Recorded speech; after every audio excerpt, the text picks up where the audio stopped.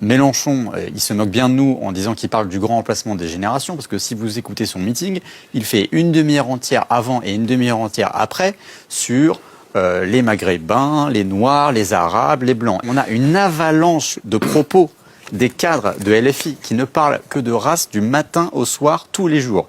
Il faut que les prochains maires de toutes les villes du 93 aient la couleur de peau des habitants du 93. Saint-Denis et Pierrefitte ont été des terres où beaucoup d'immigrés et de racisés sont passés. Vous avez une opportunité qu'enfin un racisé dirige ces deux villes. Je ne mets pas de blancs sur ma liste. La fête de l'UMA, il n'y a que des blancs, ça me fait honte. Je ne mettrai pas des babtous sur ma liste municipale, etc., etc. Donc il faut dire ce qui est. C'est pas une panique morale. C'est un tournant décisif. Il y a une partie de la gauche qui, comme le disait Pascal Perrineau, se tourne vers ce que les Américains appellent l'identity politics.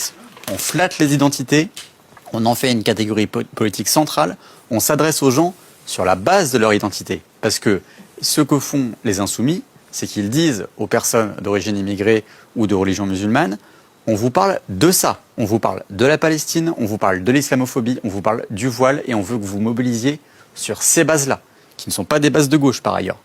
On n'essaie pas d'amener des gens vers des positions de gauche sur l'économie, sur le progressisme, etc. On leur dit, votez pour nous parce qu'on va vous défendre de manière identitaire. Je pense que c'est une profonde régression politique.